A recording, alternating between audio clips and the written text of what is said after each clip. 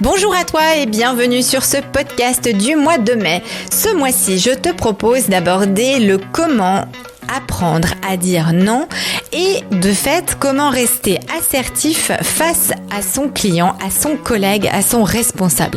Alors qu'est-ce que ça veut dire être assertif ? Eh bien ça veut dire être aligné entre ce que l'on ressent, ce que l'on pense et la manière que l'on a d'agir. Et parfois, suivant certaines situations, eh bien c'est pas toujours aussi simple que ça en a l'air. Je te propose de venir me rejoindre pour que je puisse te donner quelques astuces pour apprendre à dire non. Bonjour et bienvenue sur l'ASV Podcast, le podcast spécialement conçu pour les auxiliaires vétérinaires, créé par Vet Family, mon réseau de cœur, et animé par moi-même, Florence Benez. J'aurai le plaisir de vous accompagner lors d'émissions pour votre bien-être personnel et professionnel évidemment. Alors viens vite me retrouver pour des émissions, pour des conseils, pour des interviews, pour des trucs et astuces qui feront de ton quotidien une bulle de sérénité, de bien-être, de professionnalisme, bref, tout un cocktail pour ton plus grand bonheur. À tout de suite. Alors la première des choses, c'est que pratiquer l'assertivité, c'est aborder les choses en étant ce que j'appelle aligné entre effectivement ce que tu ressens, ce que tu penses et la manière que tu as d'agir. Souvent, on se fait un petit peu dominer parfois lorsqu'on est sous situation de stress ou d'émotions fortes, on va dire. On peut se laisser dominer un peu par ces émotions, ce qui fait que tu vas ressentir quelque chose et parce que les codes professionnels, l'endroit où tu es ou la personne à qui tu parles t'impressionne, et bien de fait tu vas répondre d'une toute autre manière parce que tu vas pas être en accord avec toi-même. Alors c'est tout un débat que d'arriver à cet alignement-là et c'est ce que je te propose d'aborder aujourd'hui. Faire preuve d'assertivité, ça signifie d'être capable de défendre ton point de vue d'une manière positive et proactive sans pour autant avoir besoin de refouler ce que tu ressens comme vont le faire beaucoup de personnes qui vont avoir soit une communication passive, c'est-à-dire qu'il y a des gens qui vont jamais rien dire sur ce qu'elles ressentent et puis elles vont être rongées par quelque chose à l'intérieur et donc ça va se définir autrement.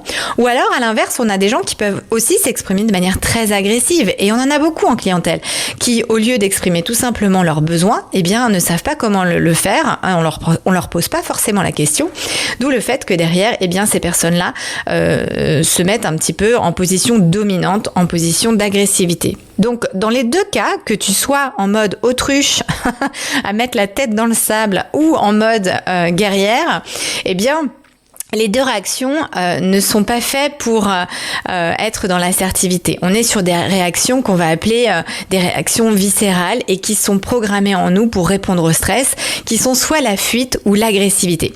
Alors la première chose à essayer de comprendre, c'est que il faut que tu te poses la question comment toi t'abordes les conflits. Est-ce que toi tu es d'abord dans un style de communication plutôt passif, c'est-à-dire que tu agis comme si tout le monde pouvait monter sur scène sauf toi, ton rôle semble se cantonner à celui de spectateur et à soutenir le reste du monde. Donc quelque part tu n'oses pas. Est-ce que tu es plutôt dans ce rôle-là ? Est-ce que au contraire, à l'inverse, tu es plutôt dans un style de communication agressif ? C'est toi qui montes sur scène, tu passes le plus clair de ton temps à en faire descendre les gens et tu as plutôt un rôle de guerrier, tu es plutôt sur un rôle dominateur.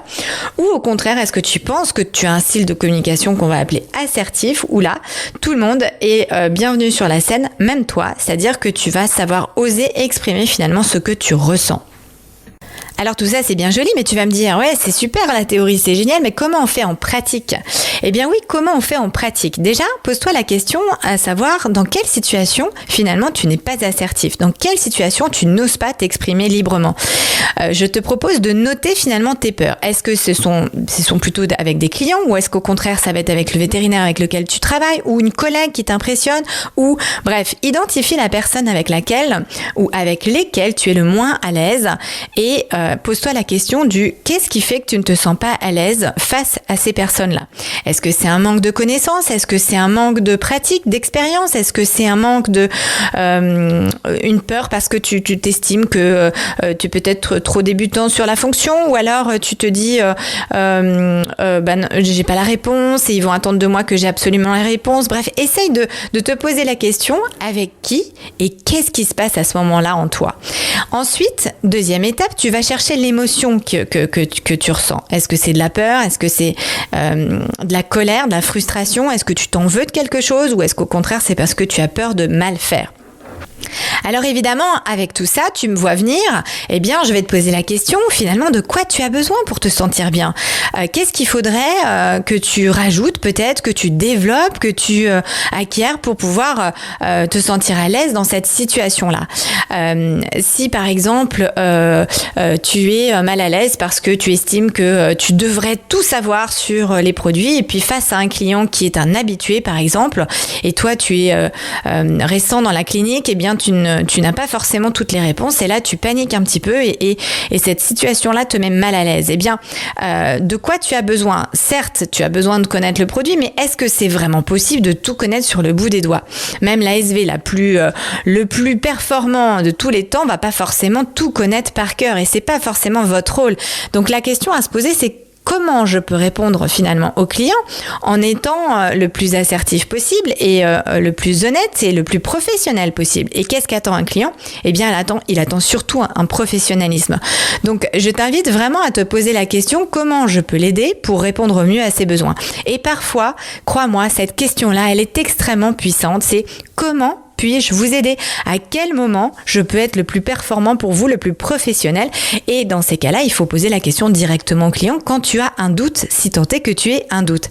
Après, si c'est une question technique, eh bien libre à toi de pouvoir aussi exprimer librement au client. Je n'ai pas la réponse tout de suite maintenant. En revanche, je vais faire de mon mieux pour chercher la réponse à votre question, je vais me renseigner et je m'engage à vous rappeler et là tu donnes 1 heure. Bref, tu t'engages sur un suivi, sur un accompagnement, sur une présence professionnelle et pas forcément sur la réponse parce que tu ne peux pas forcément tout connaître et c'est pas forcément non plus ton rôle et ce qu'on attend de toi. Alors pour t'entraîner à développer un style de communication assertif au quotidien, eh bien je t'invite à utiliser des situations faciles mais qui peuvent un peu te stresser malgré tout, c'est-à-dire une situation où exprimer tes besoins ou ça va pas forcément être une partie très agréable pour toi. Exemple, tu es dans un restaurant et puis on te donne une table, elle te convient pas mais tu vas rien dire parce que voilà, il y a plein de monde et que t'as pas envie de déranger le serveur. Eh bien, ces petites situations-là, qui sont des situations que j'appelle faciles, je t'invite à être assertif, à exprimer ce dont tu as besoin. Le seul risque que tu as, c'est que la personne te dise non. Mais au moins, toi, tu auras respecté les besoins. Et tu peux le faire de manière très bienveillante et très serein, très positif, en fait. On n'est pas obligé tout de suite de sentir la boule au ventre arriver. Donc, repositionne-toi en tant qu'adulte. Je fais référence au dernier podcast du mois d'avril. Et puis, assume tes responsabilités, sois confiant avec les besoins que tu ressens à l'heure actuelle et ose les exprimer à ton interlocuteur en étant sur une posture tout à fait calme et posée. Voilà ce que tu peux faire pour t'entraîner à être de plus en plus assertif.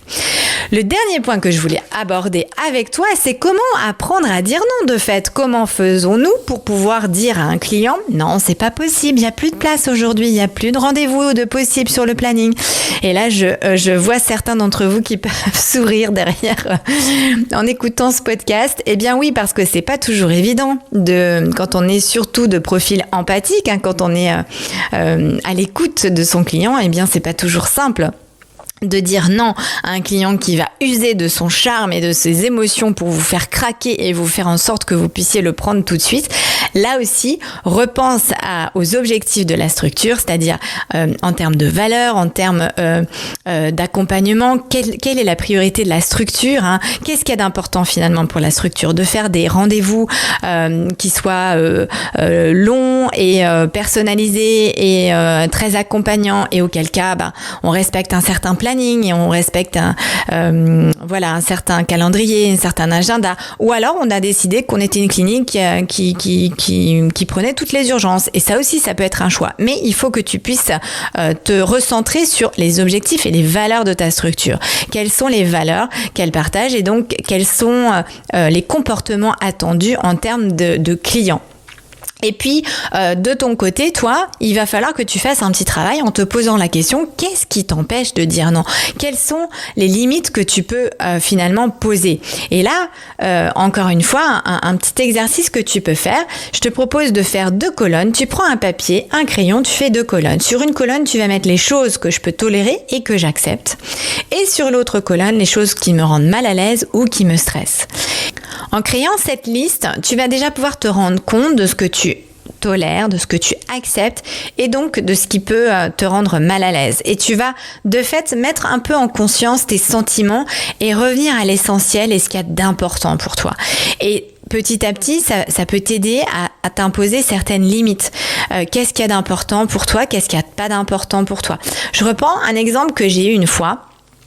Sur une ASV où le vétérinaire arrivait sans cesse en train de l'interrompre alors qu'elle était soit avec un client, soit au téléphone.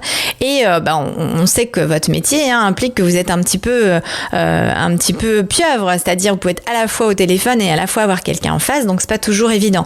Et ce vétérinaire-là, il avait pour habitude d'interrompre un peu l'assistante à l'accueil sans forcément faire très attention à ce qui se passait à l'accueil pour le client.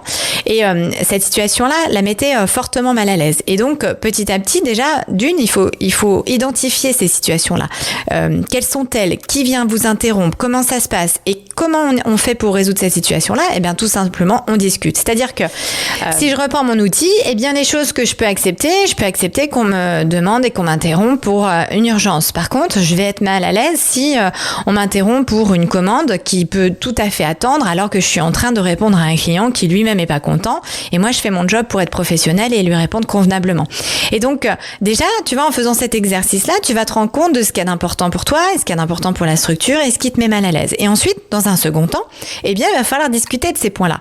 Et tout simplement aussi faire prendre conscience à l'interlocuteur, en l'occurrence là au vétérinaire, que ce genre de situation-là peut être un peu mal perçu, notamment par le client, parce que ça fait un peu brouillon, parce que c'est pas très professionnel non plus.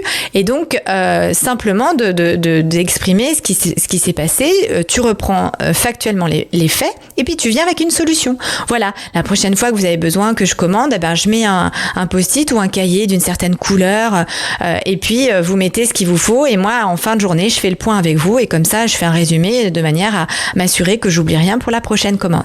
Tu vois, c'est ce genre de petites choses qu'il va falloir commencer à faire et surtout dans un premier temps, parce que je sais que ce n'est pas évident, mais se poser la question. Voilà, qu'est-ce que j'accepte, qu'est-ce que j'accepte pas, qu'est-ce qui me rend mal à l'aise et comment je peux exprimer mes besoins, rester en alignement avec moi-même tout en travaillant un petit peu ma communication pour que ça puisse être exprimé de manière très bienveillante, éthique et professionnelle. Voilà pour le podcast d'aujourd'hui. N'hésite pas à me faire tes retours et je te dis à très bientôt.